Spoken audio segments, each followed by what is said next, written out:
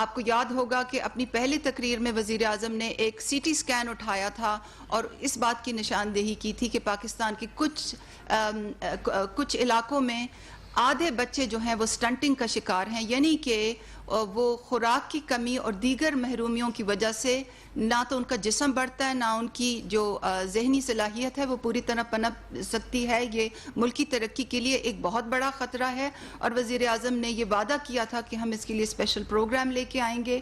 تو پہلے مرحلے میں 1 سال کی محنت کے بعد 9 اضلاع میں 33 سینٹر اسی ماہ پوری طرح سے فعال ہو جائیں گے اور پہلے مرحلے میں 2,21,000 ماں اور بچے اور خاندان اس سے مستفید ہوں گے۔ اس کا دائرہ کار انشاءاللہ بہت جلدی بڑھایا جائے گا۔ احساس لنگر کا جو پروگرام ہے یہ مزدور بھائیوں کے لیے ہے۔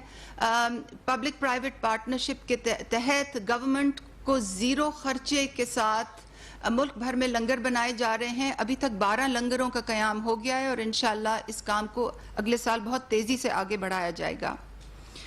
پناہ گاہ کا جو پروگرام ہے یہ وزیر اعظم کی دل کے بہت قریب ہے۔ یہ ان لوگوں کے لیے ہے جو کھلے آسمان تلے مزدور بھائی سڑکوں پہ فٹ پاتھوں پہ سوتے ہیں۔ پچھلے 70 سال سے پہلی دفعہ پاکستان کی تاریخ میں ان کے لیے 100 سے زیادہ پناہ گاہیں بنائی گئی ہیں اور وزیر اعظم کی خاص ہدایت پر ہی ان پناہ گاہوں کے سٹینڈرڈز کو بہتر کرنے کے لیے کام اب تیزی سے جاری ہے۔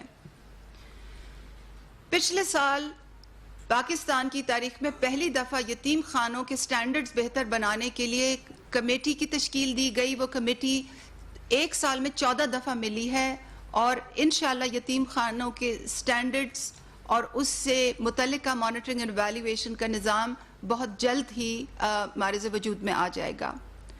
ملک کی تاریخ میں پہلی دفعہ مزدور کے احساس کے تحت بھی پہلی دفعہ کمیٹی بنی۔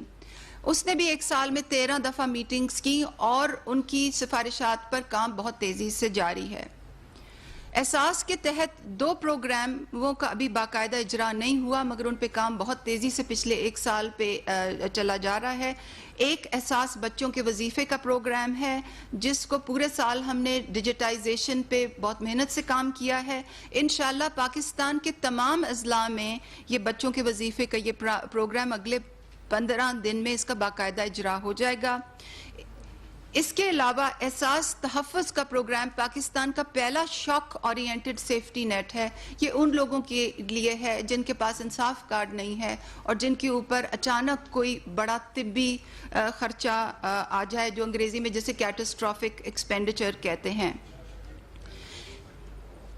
یہ تمام پروگرام جن کو بین الاقوامی پذیرائی حاصل ہے اور جو کہ بیوہ، یتیم، معذور، مزدور، بے گھر، بے روزگار، ضرورت مند طالب علم، ضرورت مند ماؤں، ضرورت مند بچوں اور ضرورت مند بیماروں کے لیے ہے، ان کے لیے ہنگامی طور پہ انتظامی ڈھانچے بنائے گئے ہیں۔ 27 مارچ پچھلے سال احساس پروگرام کا اجرا ہوا، اس کے 1 ہفتے بعد منسٹری بنی، ملک کی تاریخ کا سب سے بڑا بجٹ اس کے لیے مختص کیا گیا، لاہ عمل کے طریقے کنسلٹنٹس کو بڑی بڑی تنخواہیں دینے کے بغیر بنائے گئے، مشاورتی کمیٹیاں بنائی گئیں اور سب سے اہم وہ احتساب اور گورننس کی اصلاحات کیے گئے جس کی ایک جھلک، صرف ایک جھلک آپ نے ان 8,20,165 لوگوں کی شکل میں دیکھی ہے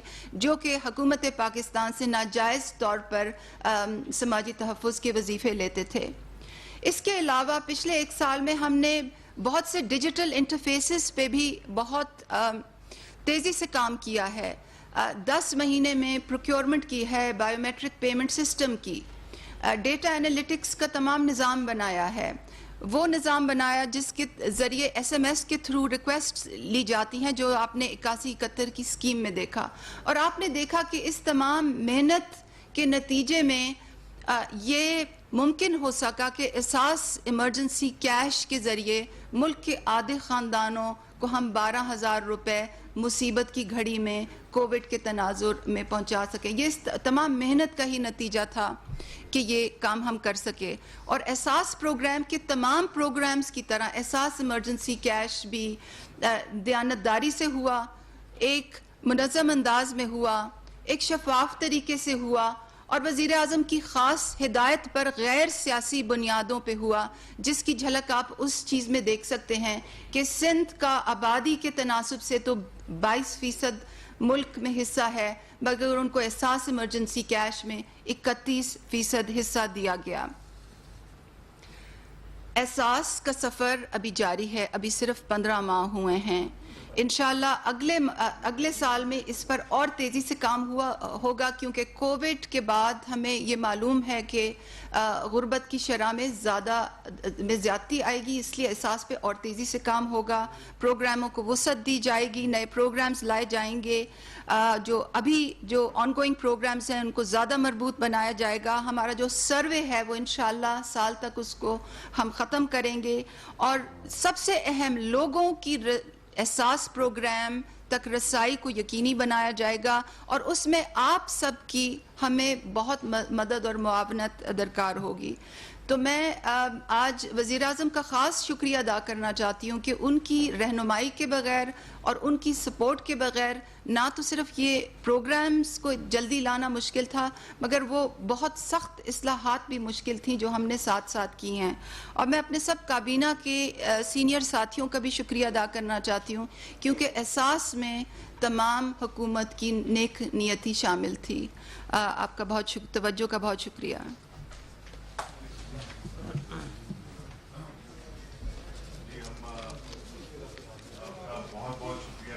چاہتے ہیں کہ آپ نے ہماری اس پریزنٹیشن کو کور کیا. ساتھ ہی ساتھ میں بتا دوں کہ ہمارا دوسرا سیشن کل ہوگا, اور اس میں آپ کے پورے سوالات کے جوابات بھی دیے جائیں گے.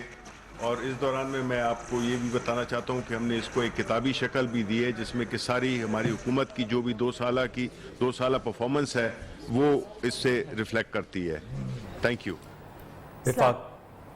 وفاقی وزیر اطلاعات شبلی فراز, ثانیہ نشتر, شاہ محمود قریشی, اسد عمر, حماد اظہر اسلام آباد میں میڈیا کو حکومت کی 2 سال کی کارکردگی کے متعلق بریفنگ دے رہے تھے. اس سے پہلے وزیر خارجہ شاہ محمود قریشی نے 2 سالہ حکومتی کارکردگی بتاتے ہوئے کہا کہ کوشش رہی ہے کہ ہم اپنے ملک کے لیے مؤثر بیانیہ پیش کریں.